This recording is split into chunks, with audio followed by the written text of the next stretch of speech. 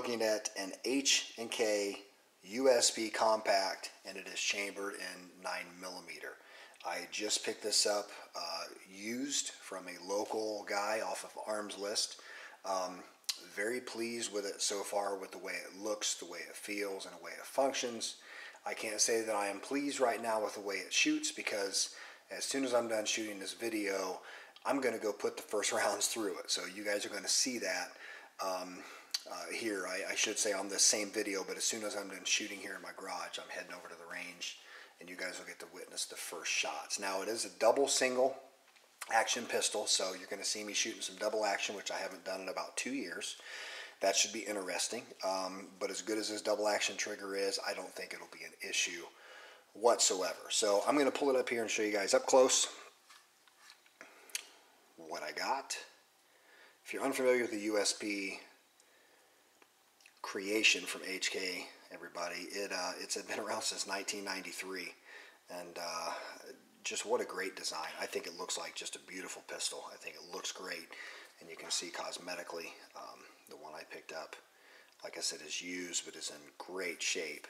The only issue is right here, and it's cosmetic. It's not functional. You can see when somebody put sights on it, they decided that this gun, I guess, wasn't valuable enough that they would avoid hitting it with a punch. So that's just inexcusable, you know, for any pistol, to be honest, but especially, you know, a high dollar H&K. It just makes no sense that someone wouldn't have been a little more careful. So it did come with 2 magazines. Generally, when you guys see this pistol, it does have the finger extension on it.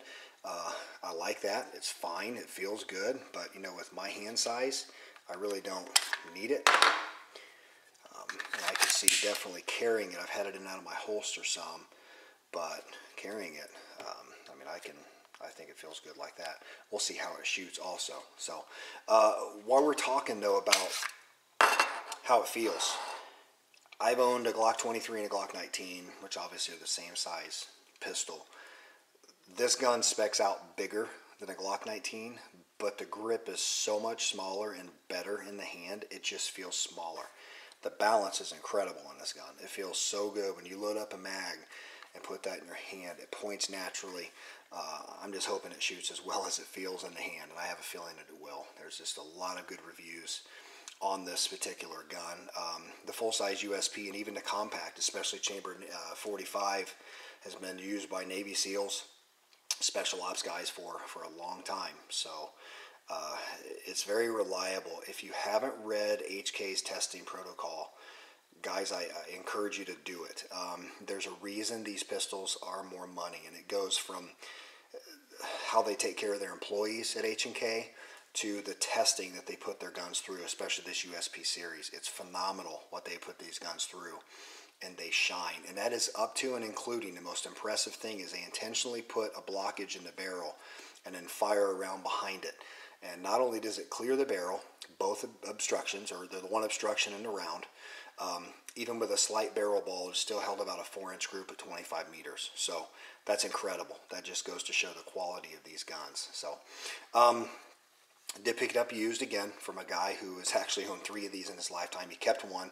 He was selling this one to buy his son a 1911, so I happened to be on the receiving end of a good deal, very fair price, and I actually talked him down 25 bucks from what he was asking, which I thought was already a fair price, but yeah, I had to feel like I was getting a good deal. So the cool thing about these, definitely different variations that you can have with your decock lever and your safety. This one is a variant 1, okay, and what that means is that right now it is in double action, okay, and so, but you can also rack the slide, and you can see the hammer's back, and you can carry it cocked and locked, okay. I personally wouldn't do that with this particular firearm, and I'll tell you why. I don't mind doing it with the 1911 with the safety up, but the 1911 also has a grip safety. So if for some reason this thing were in a holster and the safety came off, it would be in your holster with the safety off, and a really light 4 to 4.5 pound single action trigger. I'm not particularly interested in doing that myself. So I will be carrying it in double action like this, and yes, it's safe, guys. You can see it. The hammer falls short of the firing pin there.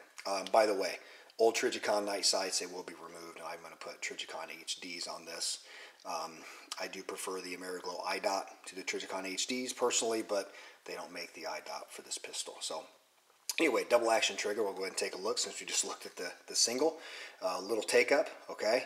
But it's very smooth, guys, and it comes in at about 10 to 12 pounds is what they say, but I can tell you, and I'll back up so you can see it, it's very smooth, very consistent. And I'll show you the reset as well, which is nice, short, tactile, and then you've got that beautiful single action. So I don't know what people's problems are with HK triggers. This is personally my first one I've ever played around with, but I've shot SIGs with double single. I personally like this better, and I know you SIG guys out there will probably downvote me for that, but I really don't care. I'm just going to tell you my preference and what I think, and that's what I think. So looking forward to getting us to the range here in just a little bit. I'm leaving this video right here. Next time you guys see me, we'll be on the range. I'm going to put my first rounds through it. And I'm going to shoot a lot from double action. So I don't know what my group sizes will be like. I'm curious to see, but you guys are going to see it from beginning to end. I'm going to show you my shooting on it. And I think it'll be okay. I haven't shot a double action pistol in 2 years plus. Guys, that's really about it. I would just say that so far it feels great in the hand. It's going to be fairly easy to carry. It's not a big giant pistol. It feels really good. It points naturally. It's balanced well. And I'm just hoping that I shoot it as well as it looks. So let's head to the range. It's going to be from 6 yards, all slow fire, all from double action.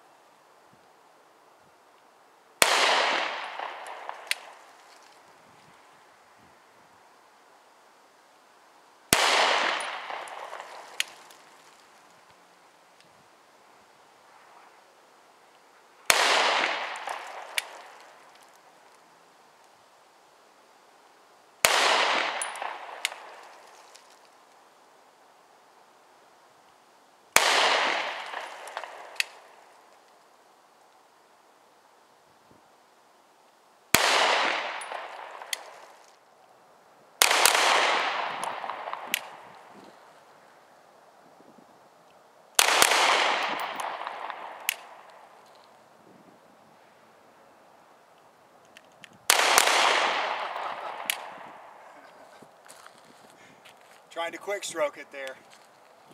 It's a good double action trigger, guys. It's really nice. It's just different. Got to get used to it. Cock.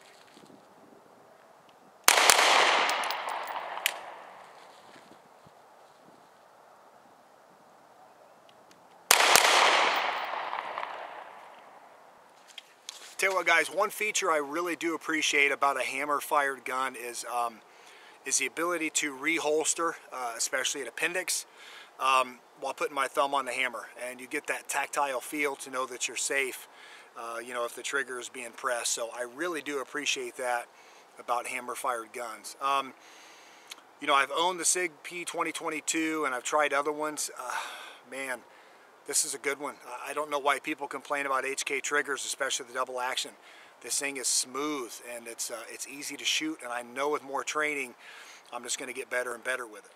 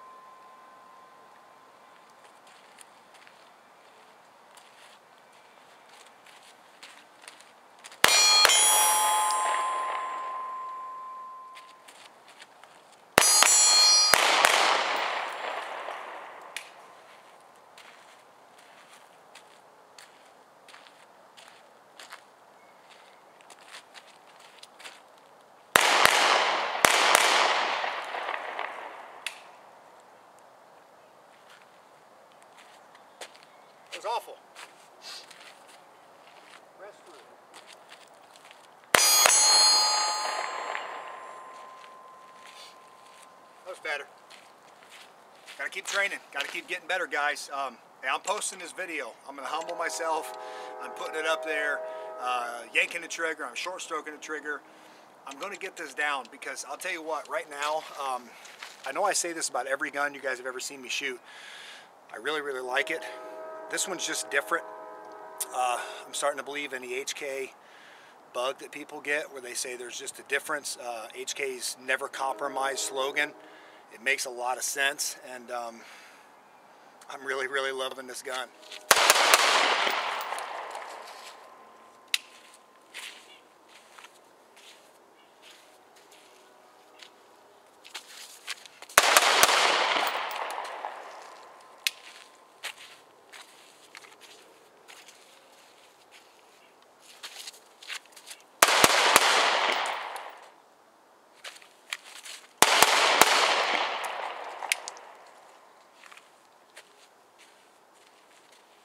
Right at 3 yards.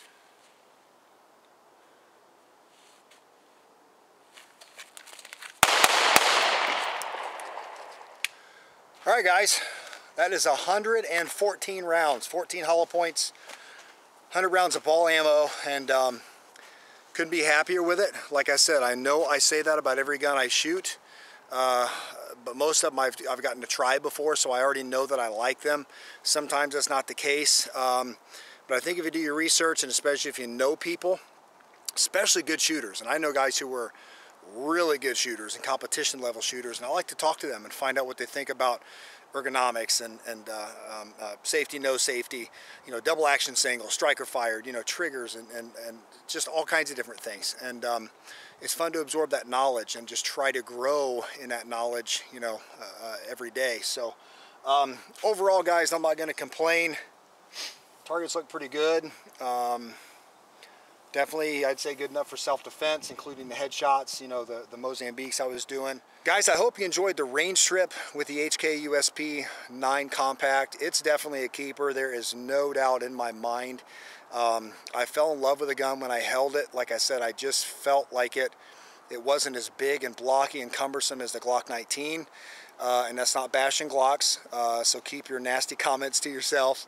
I love Glocks. They're great self-defensive pistols, but taking the step to the HK and putting the investment in, I'm glad I did. This gun is amazing, and it will definitely become probably one of my carry guns. I've got to do more range work. Obviously, I've got to work out the double action better. Didn't do horrible on it, considering I haven't shot one in probably 2 years. I haven't shot a double action pistol. So not horrendous. You know, I've got some work to do, and I promise you I will do it. So anyway, guys, thanks for watching. I appreciate it. Always, you guys take care, be safe, and we'll see you next time.